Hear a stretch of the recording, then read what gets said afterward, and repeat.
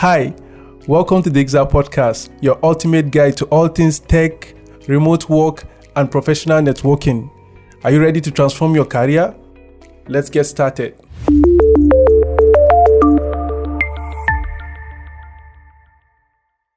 Okay, welcome Solomon to our first podcast. The first episode of our podcast, Dixre podcast, is super exciting to have you on board. This is one of the things we've been looking forward to. Like about 2 years ago, we were kind of talking about a time where Dixre will have its own studio and we get to work on stuff like this. How do you feel about this? Actually, I would say I'm super excited. Far back then, I never knew that this is actually possible, Yeah. and a lot of things are against us, actually. So All the odds. all the odds are just against us. So Yeah. I wouldn't have known how we could get to this place, Yeah. So getting here, actually, I know actually that we will eventually get to this place, but how? I couldn't just tell. So being here actually is like something you don't know how it's going to unfold, right? And then out of nowhere, you just see things happening. But then actually, there was actually a process. So Solomon joined Dixre about 5 years ago, and along the line, like 2 years afterwards, he became the CTO of Dixre. But I'd like Solomon to introduce himself better. I don't want to introduce him myself because there'll be a lot to say. But basically, just introduce yourself, Solomon. My name is Solomon Yunana, just as he said, Solomon. The surname is Yunana. Okay. Yeah. So, actually, I'm a mathematics graduate from Kaduna State University, and I'm a programmer, a developer, or a software engineer. There are a lot of controversies around those words. Yeah. Whether you're a programmer, developer, or software engineer. Actually, that's what I'm passionate about. Actually, when you talk about my passion, that's what I'm passionate about. And then I love to make things. Actually, I love learning new things and then using those things that I've learned. Actually, that has always been my drive, and that has been the reason why I am actually here right now. So yeah, that's just a little about me. And then I think one of the other thing about me also is that I love music. Nice. Yeah. Nice. I think since when you joined Dixre, I can remember a couple of times I'll see you with your guitar. You go for programs to, share your talent. Yeah. Actually, and in fact, doing music actually has helped me because during the dry seasons, I could go for contract in churches. Wow. And then, you get Some stipends exactly to help yourself. to run the ministry of the of being a developer. Actually. Yeah. So Actually, there's quite, some tough experiences, but we have to find a way to survive, right? Yeah. Actually. Yeah. So, like, can you tell us about the time you joined Dixre? Like, what was it like for you? Like, how did you get to join Dixre? And can you talk about your skills? Like, what were you good at the time you joined Dixre? I think actually it's a long story. Yeah, just just give us a brief. Okay. So I let me come this way. I got to know about the development processes and everything through a friend, actually. So when I started developing, actually, You mean programming, right? yeah, programming. Okay. Thank you. Yeah. So when I started programming, I have always loved to see people seated in front of the computer, right? And then so I love to see people I don't know what they're doing, right? I don't need to know what they're doing, okay? They should just be on the computer. Yeah, they should just be on the computer, I just want to see people in front of the computer. I just love the computer. Don't have an idea of what I should be doing in front of the computer, So I had to work. So I worked to buy a computer, and I just to give you a little bit background, okay? Mm-hmm. My parents were like, no, you're not going to buy a computer, even after I got the money to buy the computer. So, and then they were like, there are a lot of needs that we have. And then, so you don't have to take that kind of huge amount of money, okay? And then buy a dumb computer, that's not going to help anyone. So actually, so I'm still coming to your question, right? Yeah. So, but then after the whole drama, I got the computer, and then to start off, I started learning Microsoft Word on my own, got manual from a friend who has finished training, and then all of that. But then a lot of challenges came up. Like I need a place that I will have full concentration, and then light and everything. Mm-hmm. And then so I worked my way to come to Kaduna. Okay, so after coming to Kaduna, I met a friend of my brother, and then he told me, hey, there is this guy that is into ICT, and I can see that you were good and you were doing some stuff, right? And I was like, yeah. And then he was like, okay, I will hook you up with this guy. And then he gave me Chatu's number, like this tattoo. So yeah. He gave me Chatu's number, and then I called him, and then that is how I joined Dixre, because we have a conversation. I think I met him that day by 7 p.m. It is a day I will never forget. Okay. Yeah. And then this guy is a visionary, because like he took his time to tell me everything about Dixre. Yeah. He told me where he envisioned to see the company at, and he sold the company to me, and I bought it. Okay.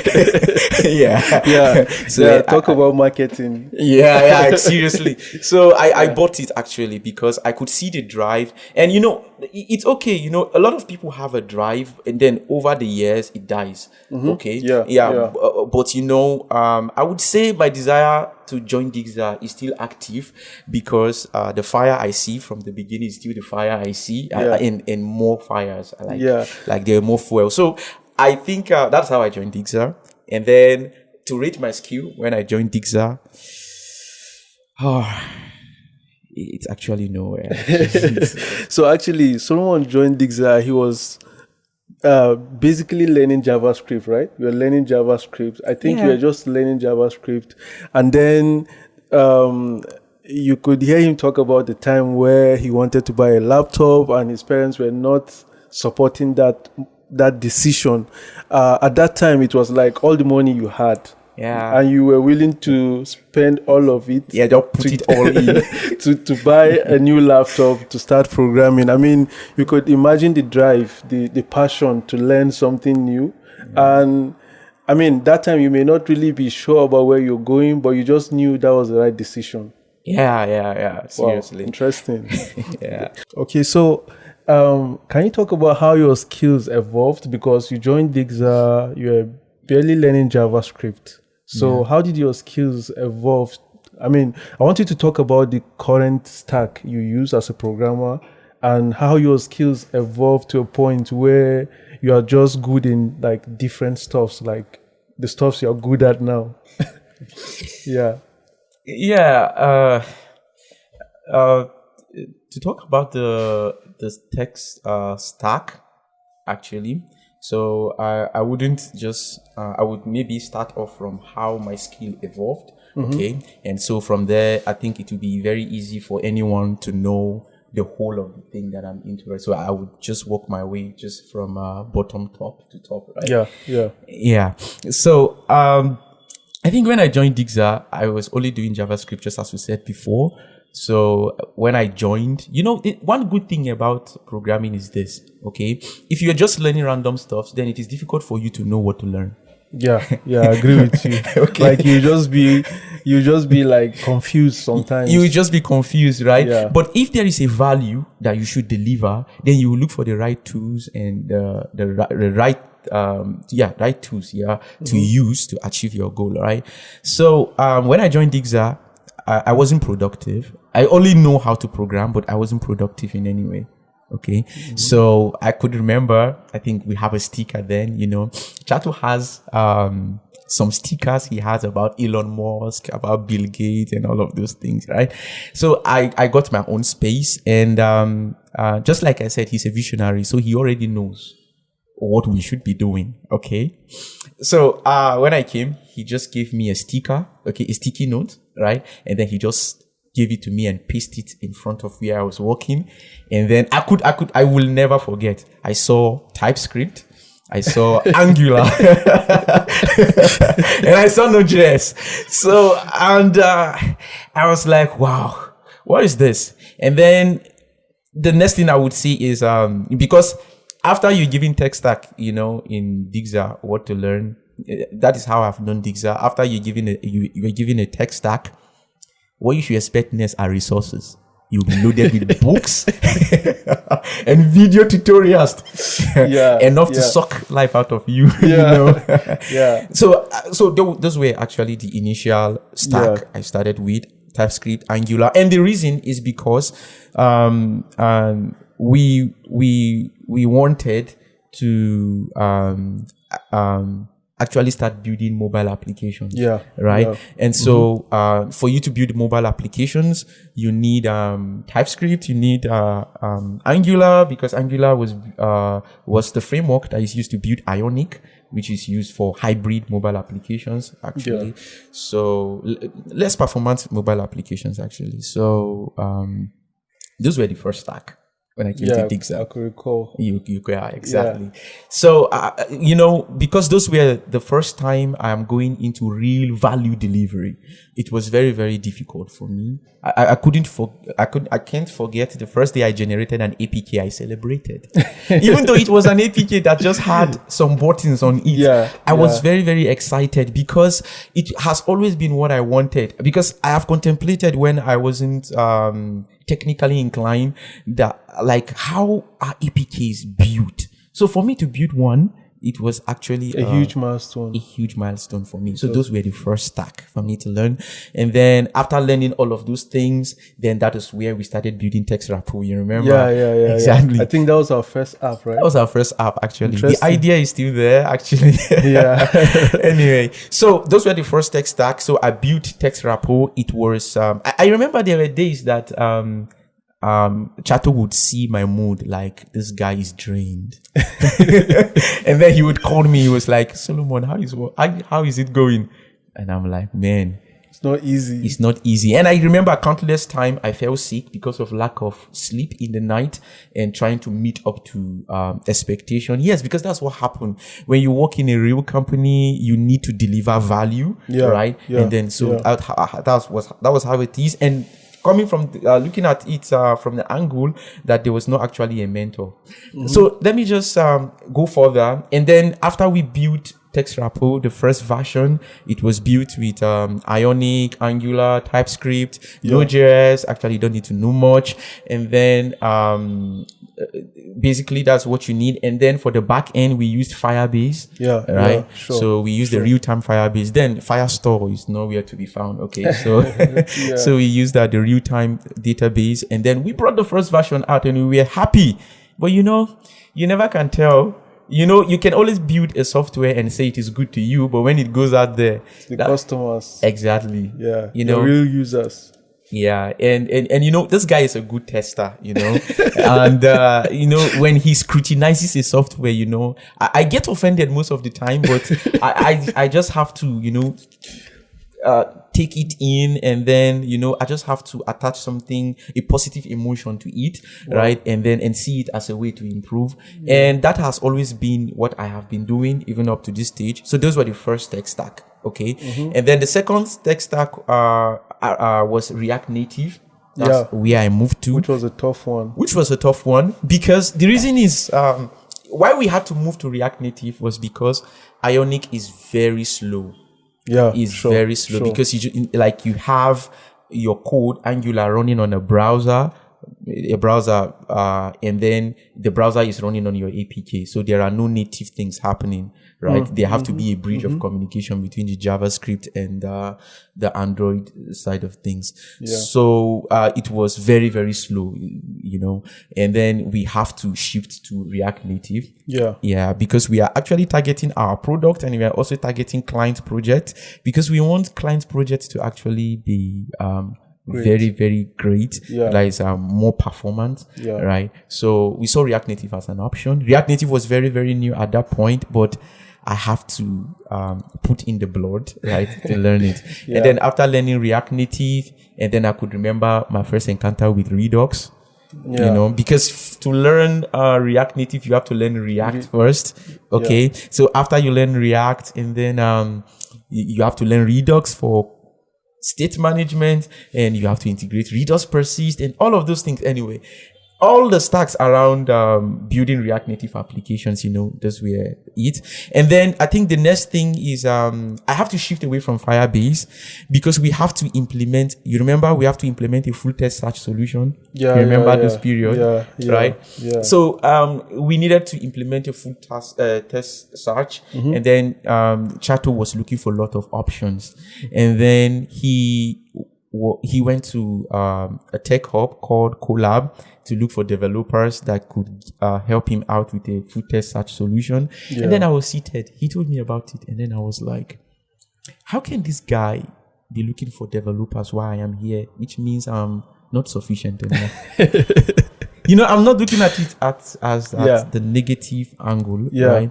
But I was looking at it like from the angle of offering value. Exactly. So I have to level up.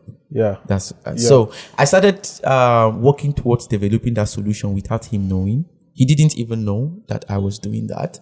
And then I have to learn MongoDB, and then I had to learn how to write backend APIs with Node.js, Express. Sure. And then what happened is at that point we're already building Handwork. Right. That was a different app, a different application. Okay, that was another different idea, and the idea is still there, and we are working on it right now.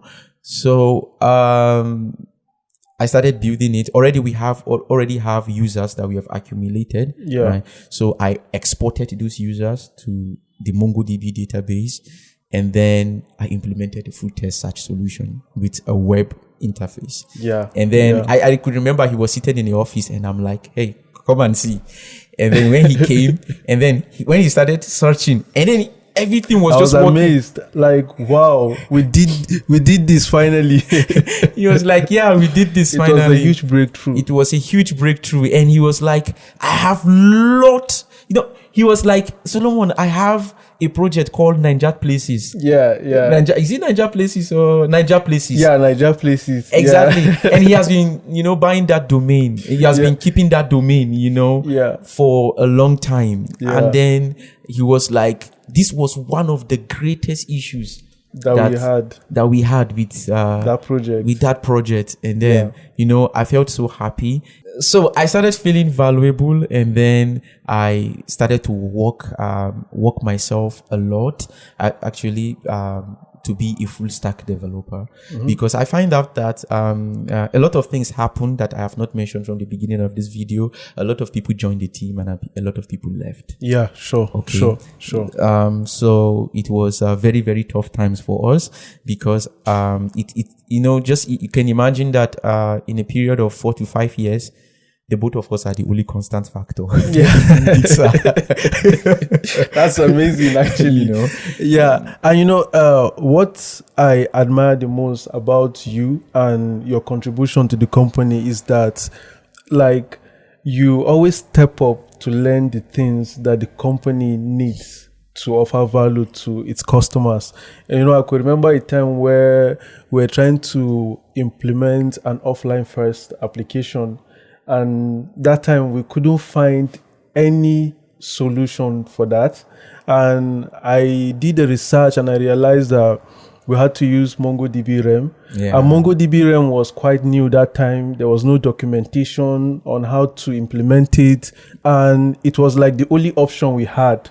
And I could remember the night before our presentation, the next day, I was like, guy, we need to implement this. And when you went through it, you were like, there's no documentation. How are we going to implement this?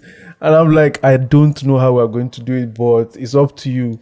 And I was just amazed. The following day in the morning, you've already gone through the documentation, even though it didn't make sense, but you were able to find your way around it. And we ended up coming up with a solution for the client. Like, it's super amazing. You know, the reason why I brought this up is I realized that most people that are learning programming these days, like quite a number of people don't like pressure. And if you check, most of the skills you acquired over the years, it's through times when you were under pressure. So do you think somebody who doesn't like pressure could be a great programmer? Is it possible? From my opinion, actually, because I would actually speak from my opinion and my experience so far. I think pressure is the normal meal that you could serve a programmer. So, interesting. So you can imagine that if there is anything, just imagine as a human being, if you have to survive by anything, you have to eat, isn't it? Yeah, sure. So if you have to be a programmer, you have to eat pressure. The thing is, but it wouldn't always be pressure. Because the pressure comes when you have to learn new thing and apply it and have to keep up with it. Sure. But over some period of time, you become a master in that particular thing, then at that domain, and then things seems to cool down for a little bit, and then at some point, that's business requirement, and that's how life, it ups and down. So everything seems to cool down, and then at some point, another complex pressure. Requirement will come that will bring another pressure. And you have to step up. Interesting. So you have to eat pressure.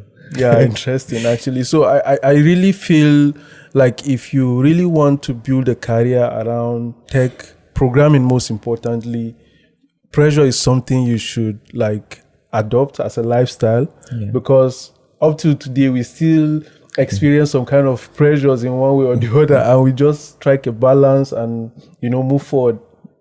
Yeah, exactly. I think I would throw more light on that, and then I think because I think so far so good. We've talked about a lot of things that actually show how I evolve and up to the point of MongoDB REM. I think to finalize it with this pressure that you just mentioned now, I would say that even right now, just recently, months ago now, we've actually shifted everything about us. Right now, we are actually, I wouldn't say I'm a super genius or I'm a genius. I don't know if there's anything like super genius.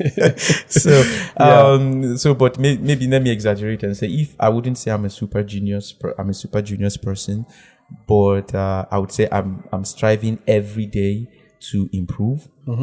So far right now, what we use in Dixre, we use React Native, we use React JS, and then we use TypeScript. We don't do raw JavaScript actually. We use Node.js. We use complex way of managing application or project, which is a monorepo, and then we use container orchestration with Kubernetes. And then our primary cloud deployment platforms are AWS or DigitalOcean. Actually, we are actually working with DigitalOcean now because container orchestration with Kubernetes and AWS is very complicated because of AWS Fargate and all of those things, configuration and all of that. But anyway, we are still working towards moving to AWS. But I think one of the reasons why we even choose DigitalOcean is because of low cost of running for now. To cut costs. Exactly. But for a lot of other reasons, and in the long run, we will shift over to AWS.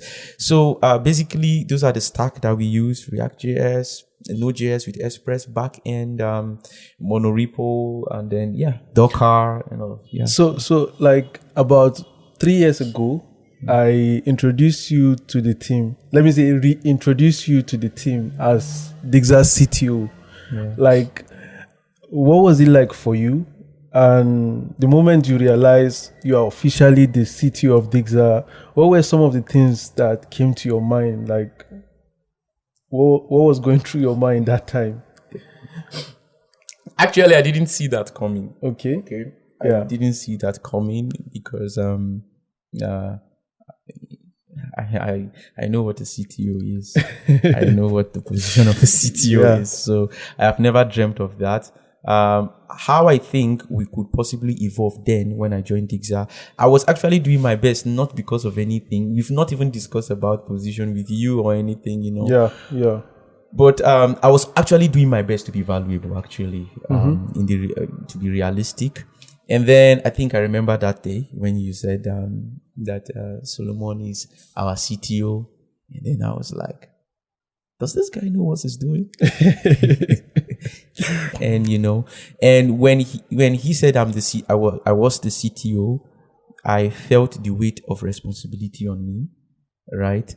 And, you know, you could imagine, I don't know who might be listening to this right now, but if you are a developer or you are technically inclined, or maybe you make a research about who a CTO is, or research about CTOs of other companies, then you should know how you should be looking at me right now. you should be like, are you up to this standard? You understand? Yeah. It's a whole weight of responsibility. So I knew what that position requires from me. So to be realistic, I didn't feel at that point that I was fit to be the CTO. Okay. Interesting. And but then I would just say one thing that encourages me. I knew that I was not fit for that office, but I know that I can rise to the point that I will be fit for the office. Yeah. Okay. Yeah. So even right now, I would still tell you that I don't feel like I am fit. With all the things you know. Yeah, with all the, seriously. I wouldn't tell you that I am fit. Because, like I said, when you make your research, until Dixre get to the point where other CTOs take their companies to, then that is where I would say that I am fit for that position. Okay. Interesting. Yeah, so...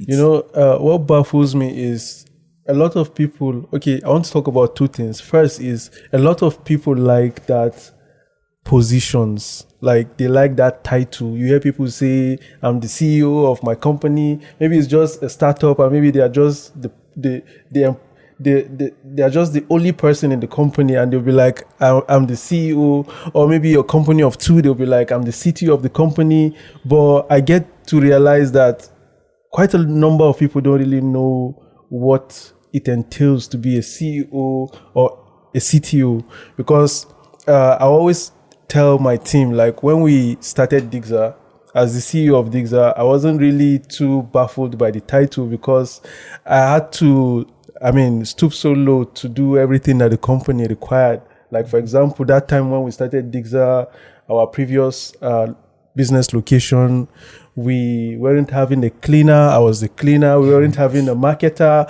I was the marketer. You know, we weren't having an accountant. I was the accountant. And I was a software engineer until you joined, and then kind of reduced the burden, you know. So, like, I wonder how people manage to love the title but don't get to check what it entails to manage that kind of title. You know. And I really appreciate the fact that you've always had it in the back of your mind that you need to step up irrespective of how good you were, you know. And I think that's the kind of mindset that anyone out there should have. Like, if you want to be a CEO of your startup or the CTO of a startup, you should be more focused on the responsibility rather than the title, right? And then another important thing I need to bring up is, if you recall, we had a lot of people that would have been part of our team right now, but they aren't. Why? Because when they joined the company, they were more interested in the position that they will control And then aside from that, they just wanted what they will get in return for that position, not the value they will offer. And I think you are still here today because you've always been interested in the value you offer, and we've gotten to a place where you are just part of the team and we just enjoy your presence. I think you really did a great job out there. Kudos to you, Solomon. So quickly, I just want to ask you, like, what are some of the things you're looking forward to in Dixre and your career as a whole, like probably the next 5 years from now? Yeah, actually, what I'm looking forward to in the next 5 years. So I think it is easier for me to be able to say this, because I think in the last 5 years, I have already created a roadmap for the next 10 years. Wow. 10 years. So it is easier to know, right? And even though, like someone said, most of the time, you just have to plan, but not necessarily, your plans will not necessarily work the way sure. you plan it, but then there will be a result if you work towards it.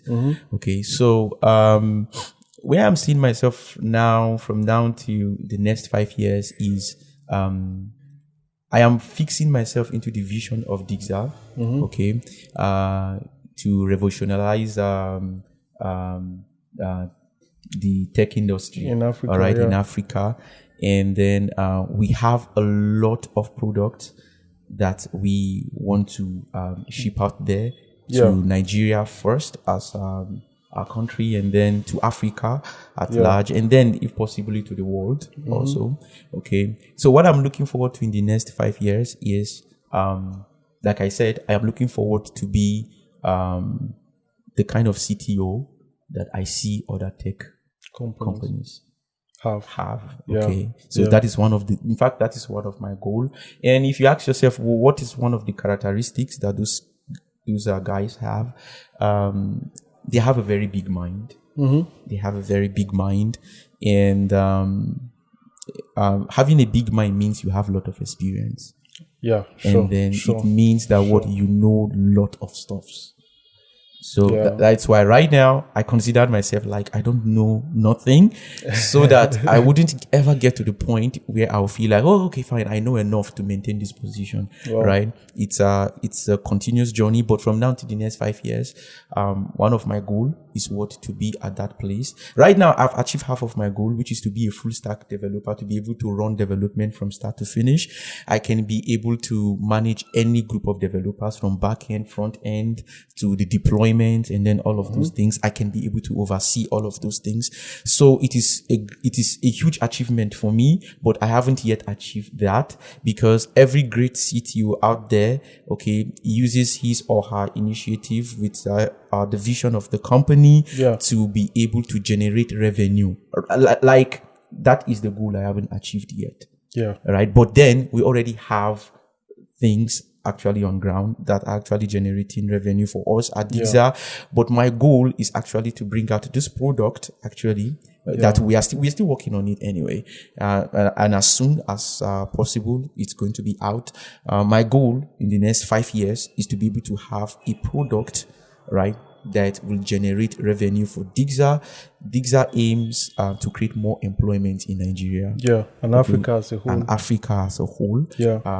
And so that is my goal. So I've always known you as a very, very hardworking person. Like, I tell people a lot, like, I've not met somebody who works as hard as Solomon. Solomon, his hard work is like over the roof.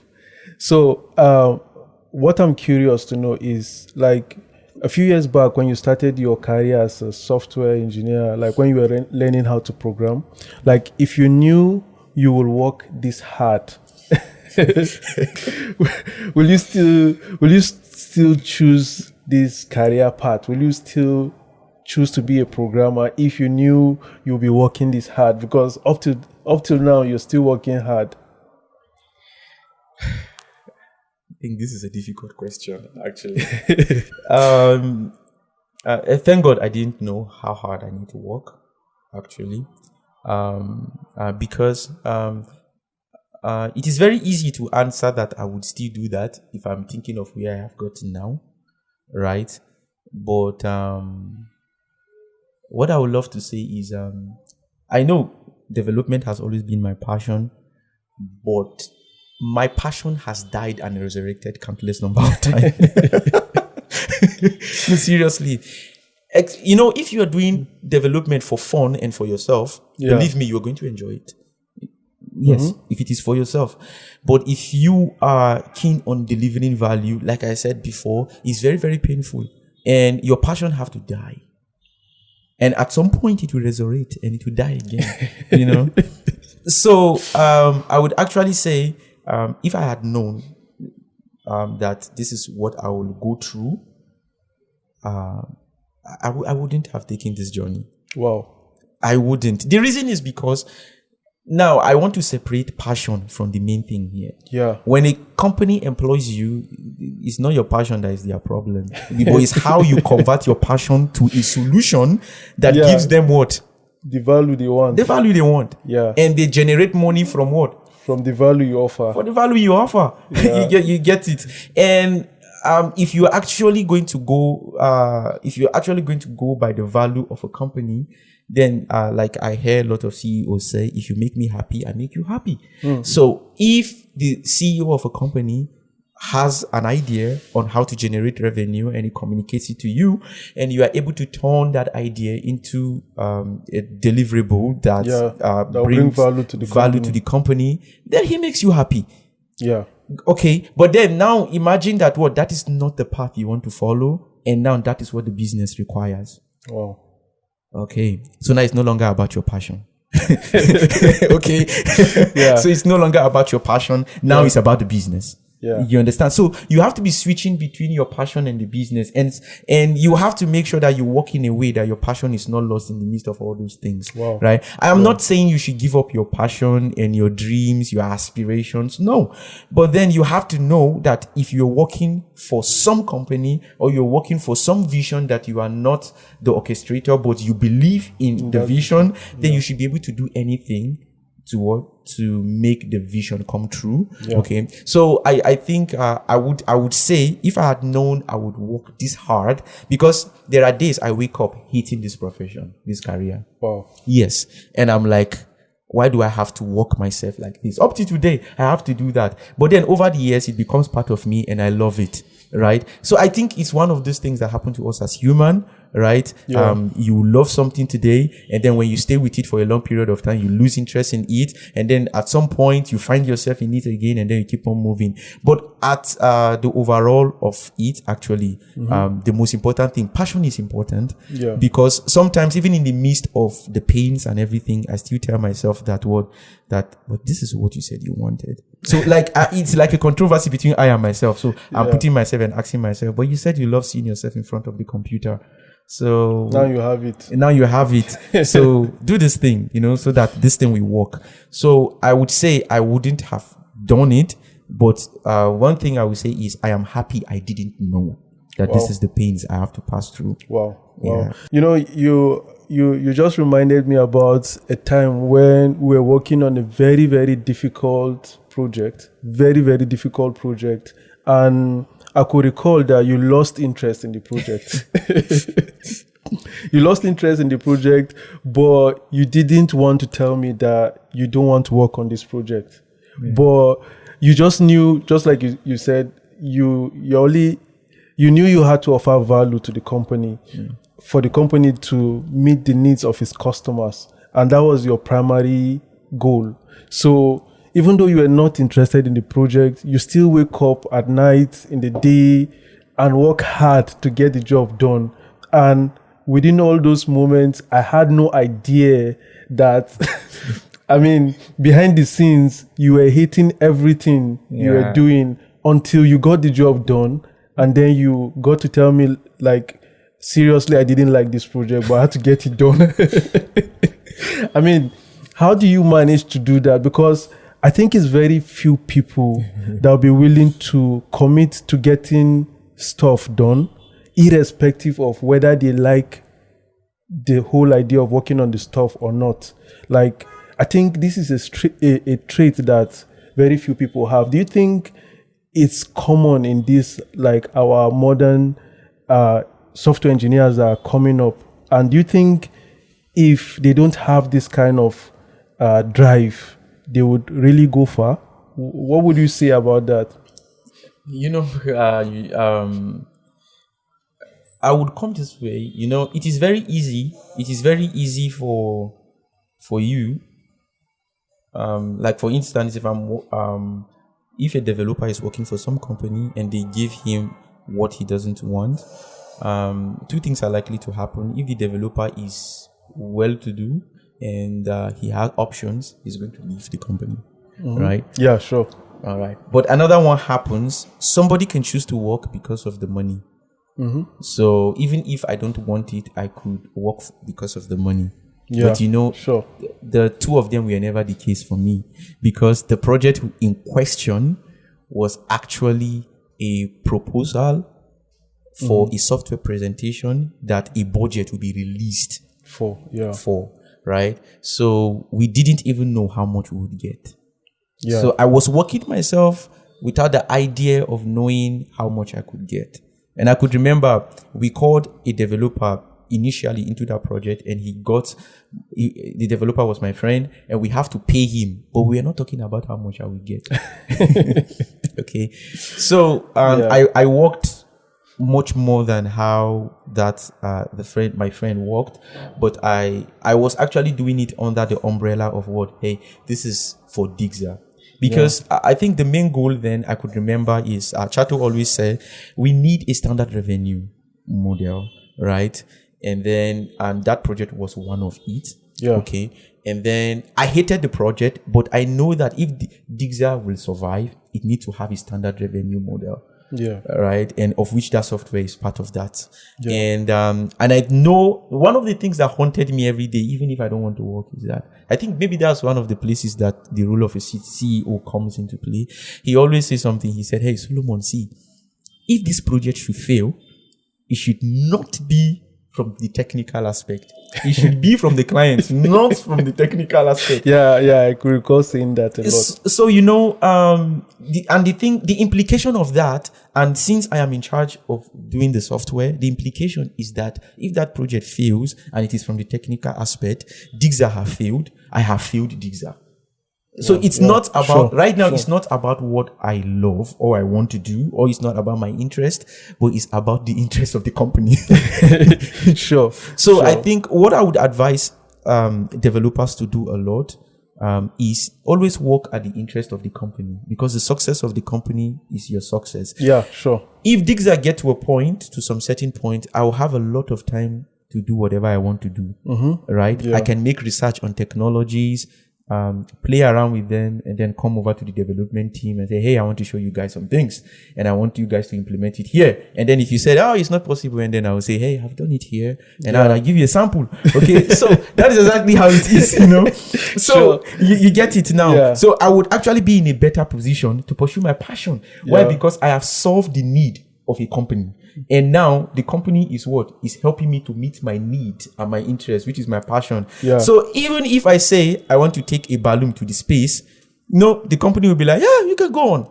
You understand? Because of what? We are good. You understand? The company is good. Yeah, sure. So that is just it. So the company first. Yeah, I think to wrap this all up, I would like to ask you, we've met a lot of people that are interested in learning how to program.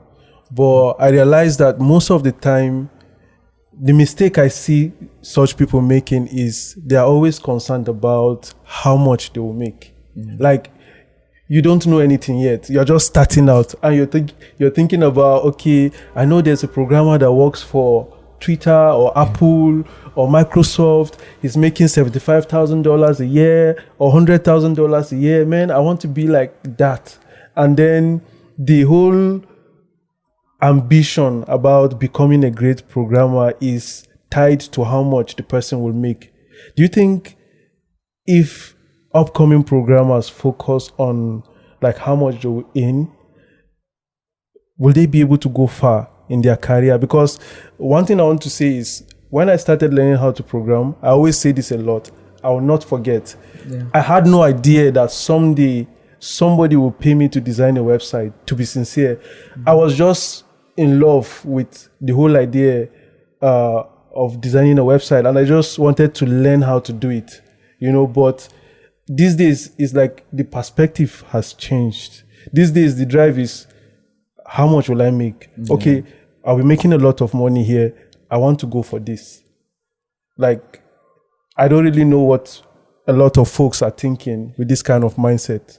Yeah, that it's the whole thing about tech is actually very complicated now, because you are having people who want to have multiple streams of income, and then they're thinking, okay, fine, if I can learn tech, then I can have a second way of earning and all of those things. And and they don't know that tech is like the entire aspect of your life initially. Yeah, sure. Actually, you have to leave every other thing to focus on it.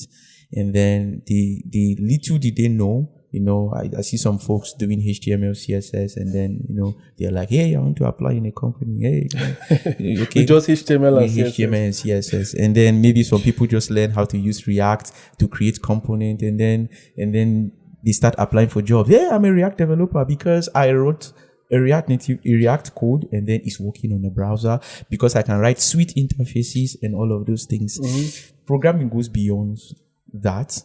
Actually, it's far, far beyond that. In fact, you are still at the surface. So, if I would actually answer your question, is that that is the reason why we have developers that cannot really go far. Actually, they can't offer value. They can't offer value because they are always seeing how much they should be paid. They are not thinking of the value that they should be giving the company, and they are not asking themselves a question. One of the questions I ask myself is, if I am the owner of a company, would I hire myself? Wow. And then if I would hire myself, what would I be doing? Yes. And then it's very easy for you to know. It's very easy for you to answer such question, because you should tell yourself, okay, just go out there. In fact, you have a phone. Everybody has a phone. An average person have a phone now. So take a phone and then look at just any web application or any mobile application and ask yourself, how are these people making money? Yeah. Exactly. Then you ask yourself, as a developer, what do I know to be able to produce this kind of software? Wow. That will be able to provide this value, and then in turn, users are going to what? Are going to use the platform, and then I'm going to get money.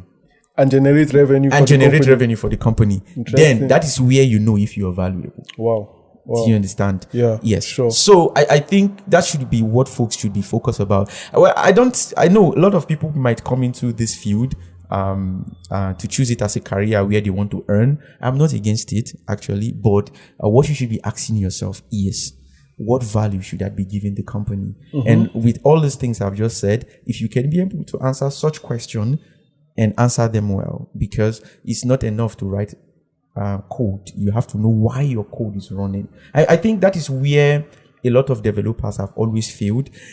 They just want to write code that works, but they don't even know why it works. Wow. You understand? They don't even know how it works.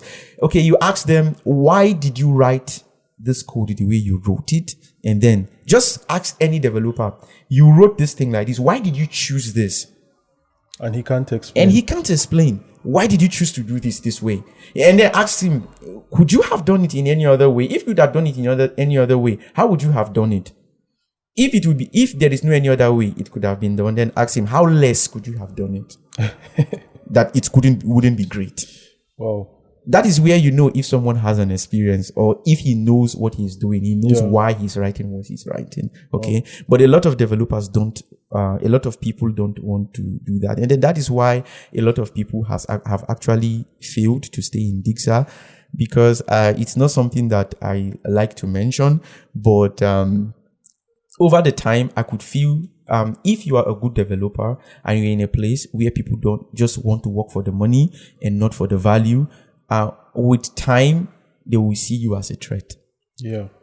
They will actually see you as a threat, because why you are more of, you are looking more to learning things that could improve the company, they will be like, hey, this is unnecessary.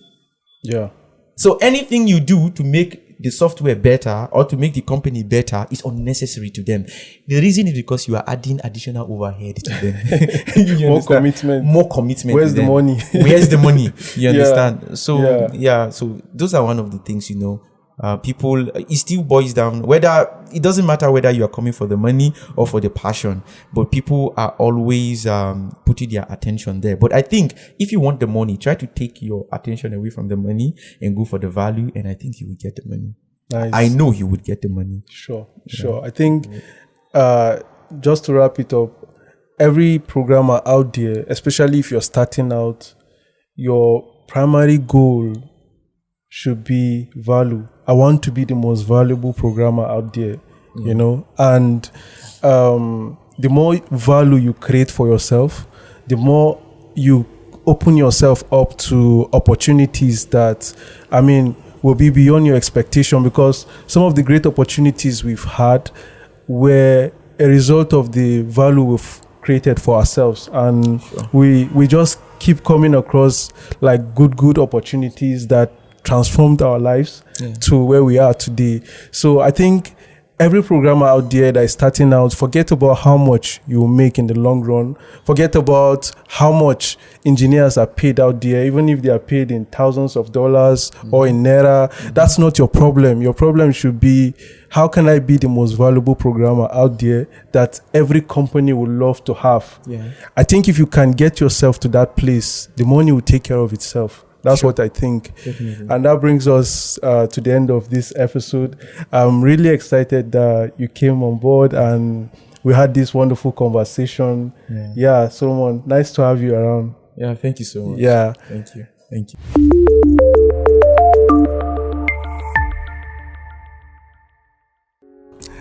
And that concludes another episode of the Dixre podcast. Stay ahead, stay connected, and never stop learning. Catch you on the next episode.